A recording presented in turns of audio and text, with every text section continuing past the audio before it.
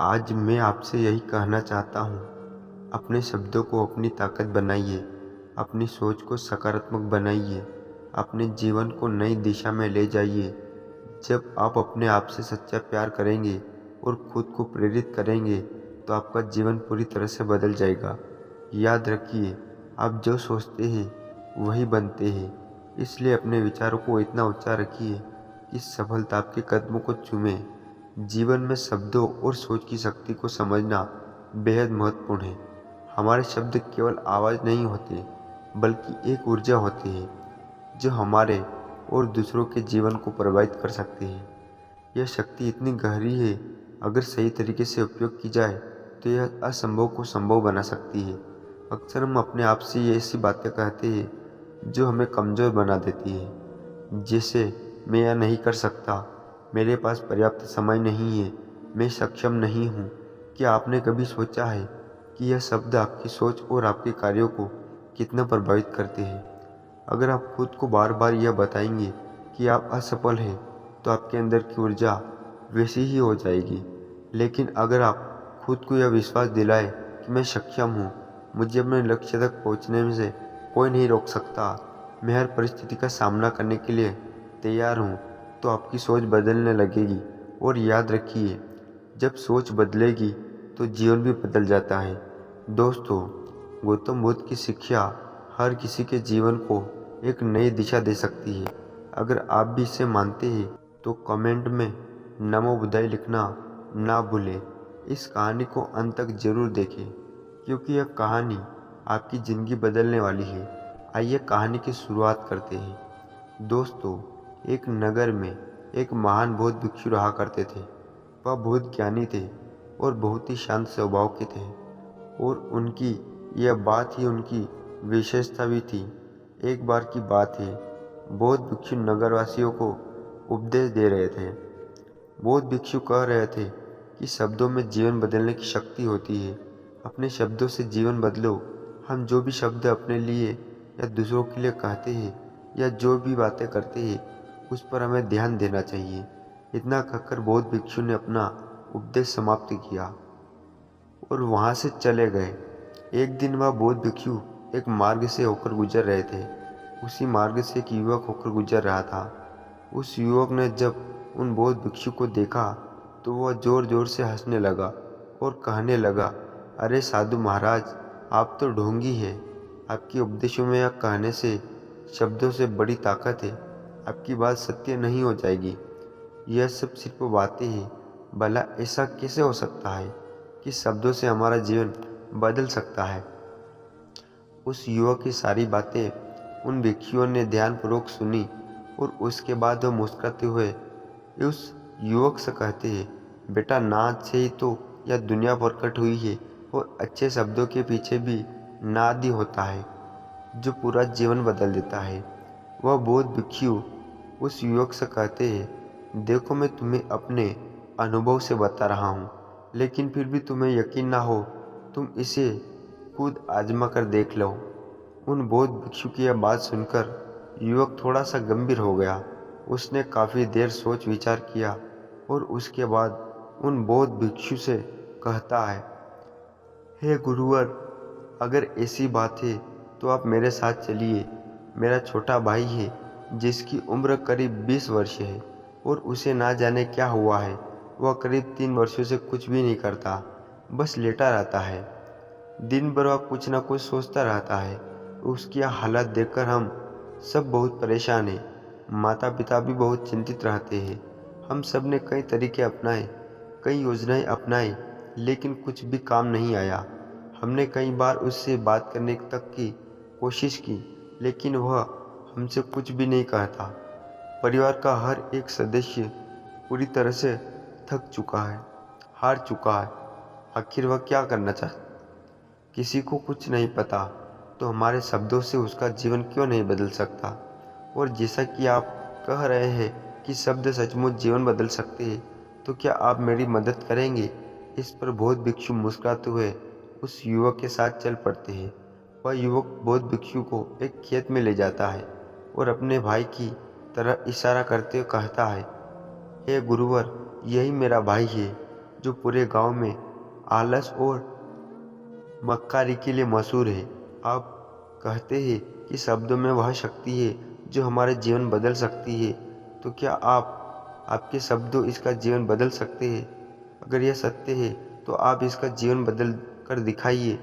उन बौद्ध भिक्षु ने उस व्यक्ति के भाई को ध्यानपूर्वक देखा।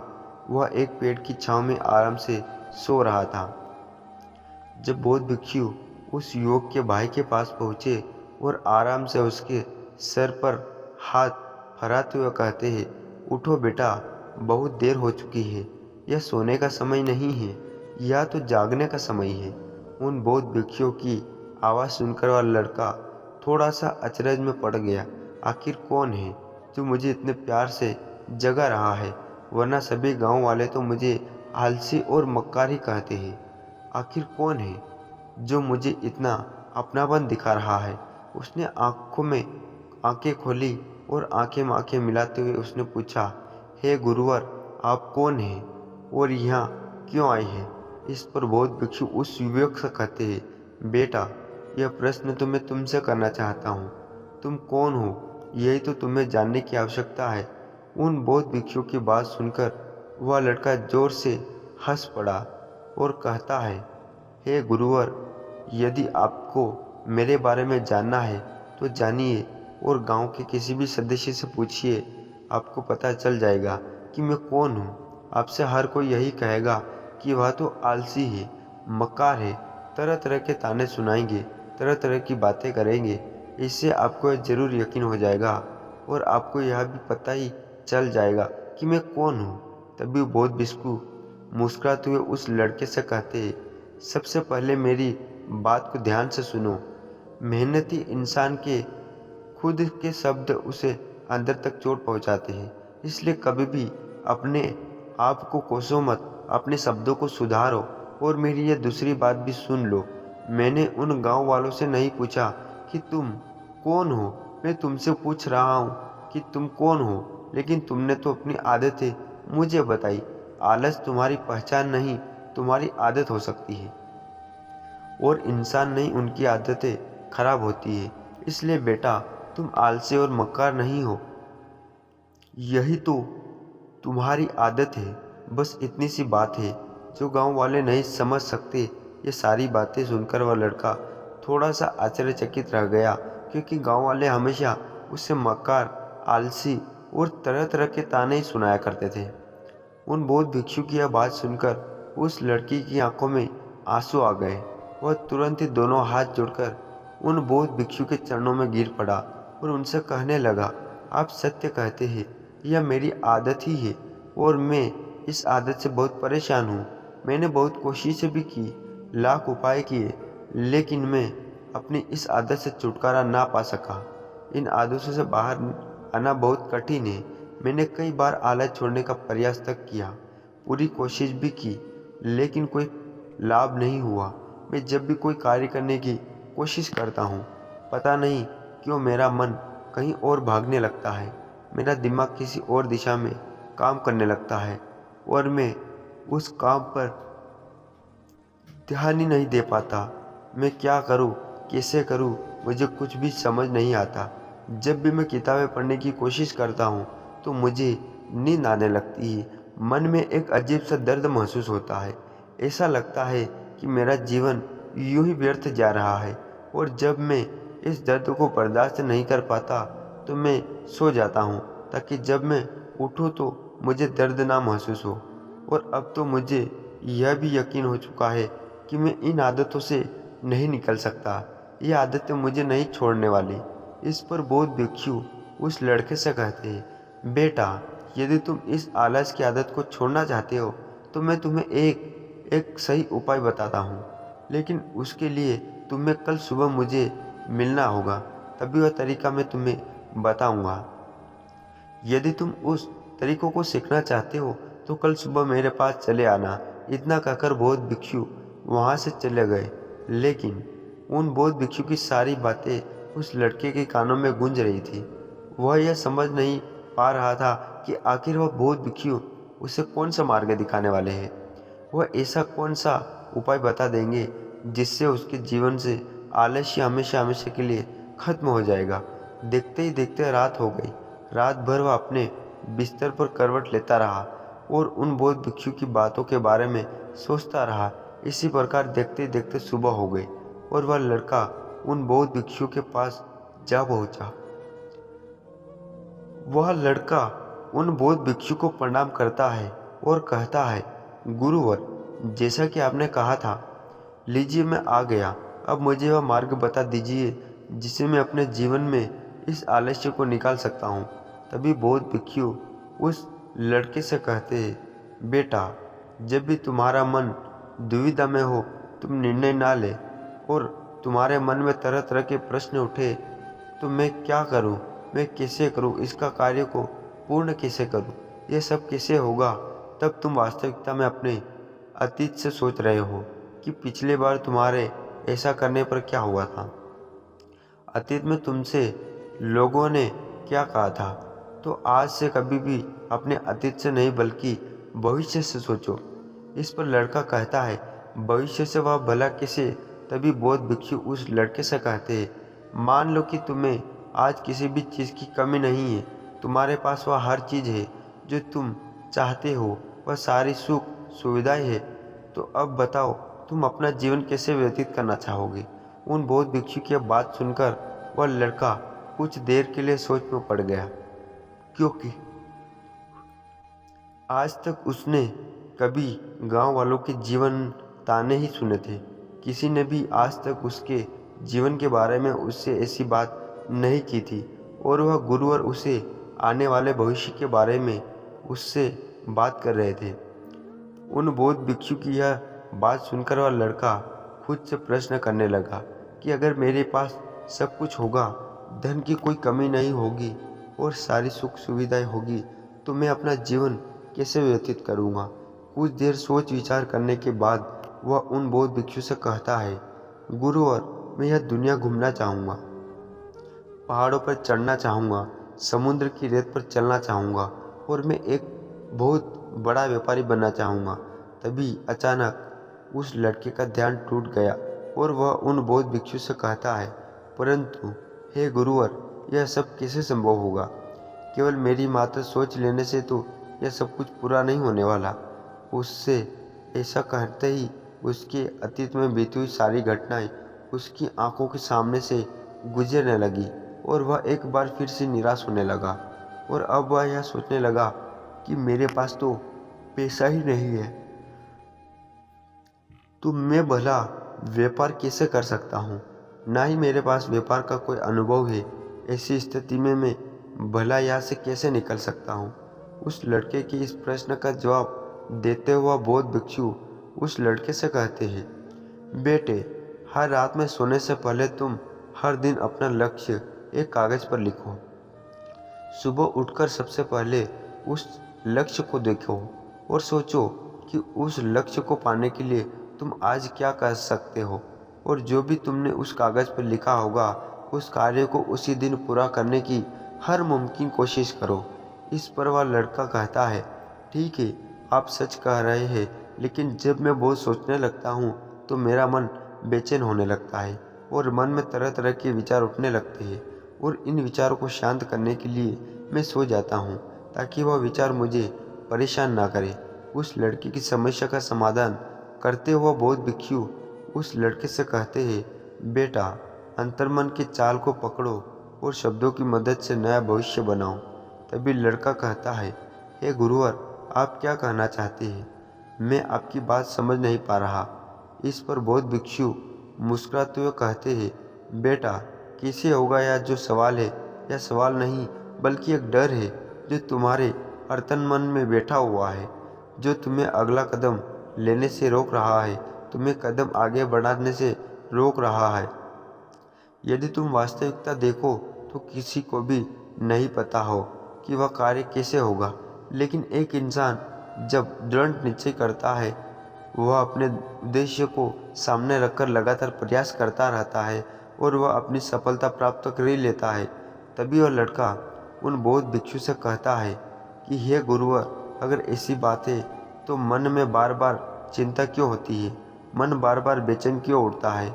इस पर बौद्ध भिक्षु कहते हैं, बेटा, क्योंकि तुम्हें डर है कि तुम कमज़ोर हो, तुम्हें अंतर्मन में बैठा है कि तुम में से कुछ कमी है, तुम किसी काम के नहीं हो, और यही कारण है कि तुम कोशिश करने से पहले ही डरते हो, क्योंकि तुम्हारा अंतर्मन हमेशा तुम्हें रोकता रहता है। जब भी तुम कोई कार्य शुरू करना चाहते हो, तुम्हारा मन तुमसे पहले कह देता है, इससे आगे मत बढ़ना, अन्यथा तुम हार जाओगे, और इसी कारण तुम्हें चिंता होने लगती है, तुम्हारा मन बेचैन होने लगता है। तभी वह लड़का कहता है, गुरुवर, आपने जो भी कुछ कहा यह बिल्कुल सत्य है, लेकिन अब आप ही मुझे बताइए कि मैं इस परेशानी से बाहर कैसे निकल।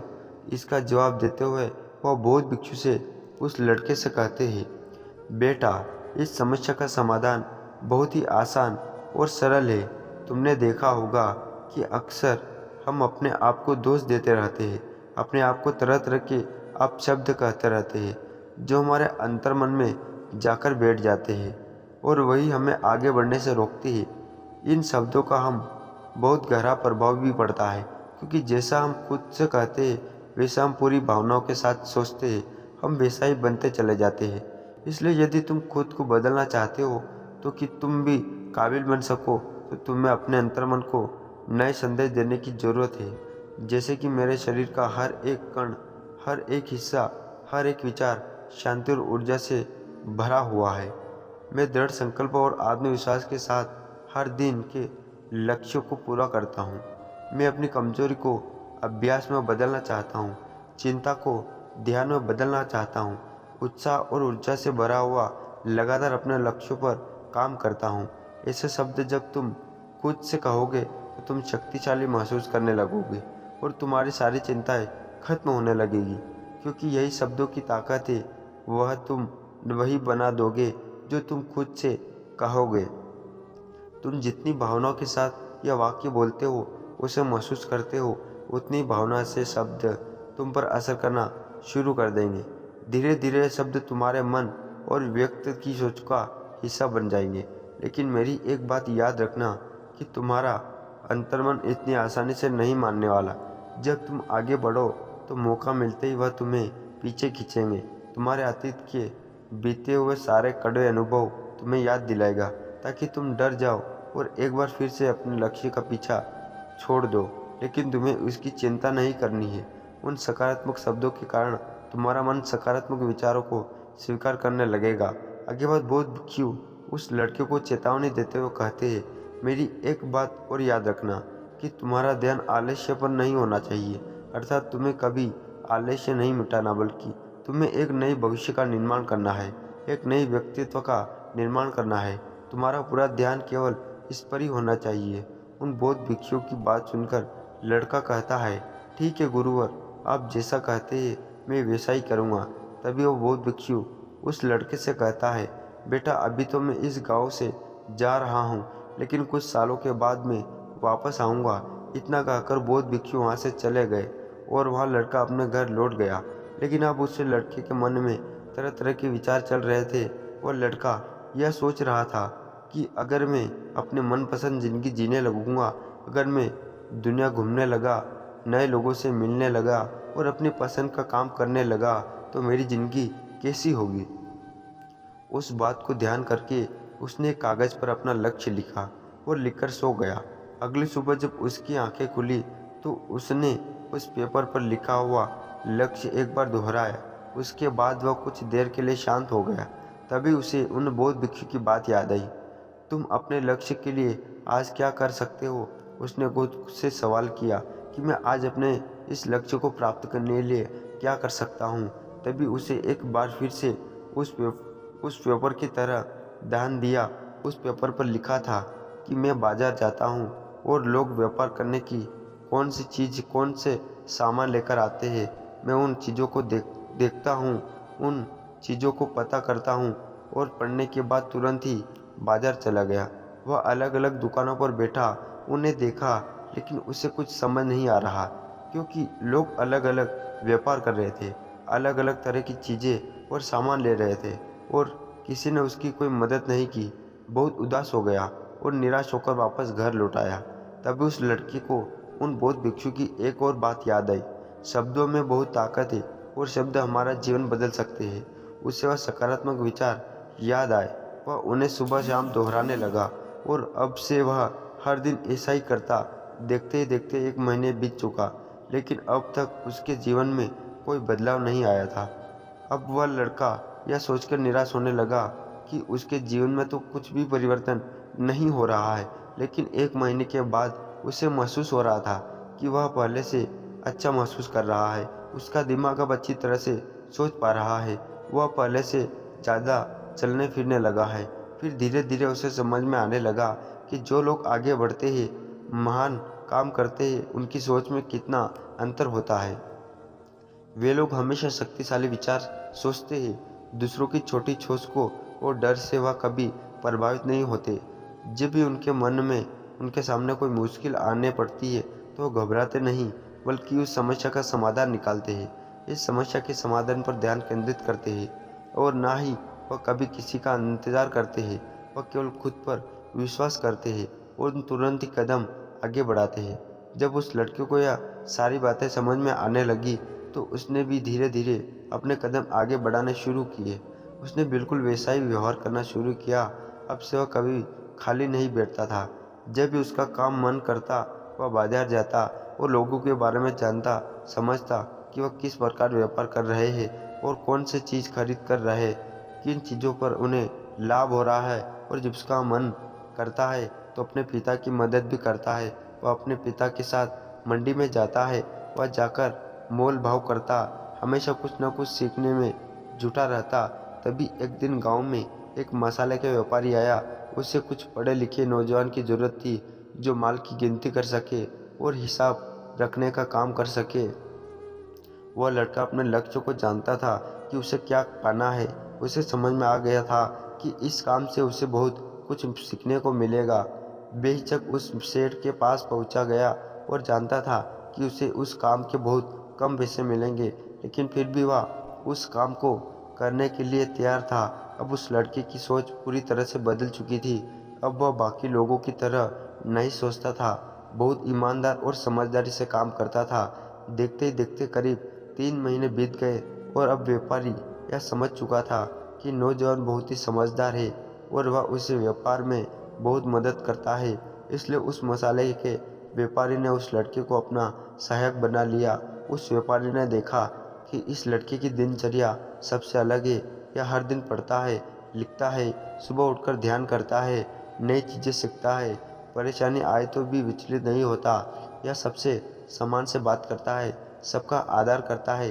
देखते ही देखते 1 साल बीत चुके थे और अब तो व्यापारी उस नौजवान से बहुत खुश था। उसने धीरे धीरे उस नौजवान को व्यापार के सारे गुण सिखा दिए और देखते ही देखते वह लड़का अब एक छोटा सा व्यापारी बन चुका था।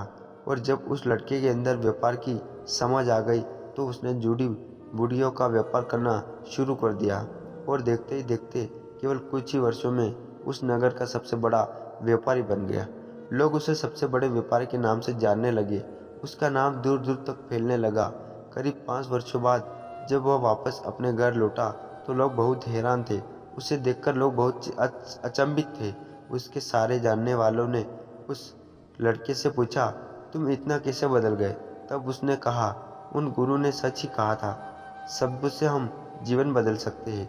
दोस्तों, इस कहानी से हमें यह सीखने को मिलता है, हमारे शब्दों और विचारों में अद्भुत शक्ति होती है।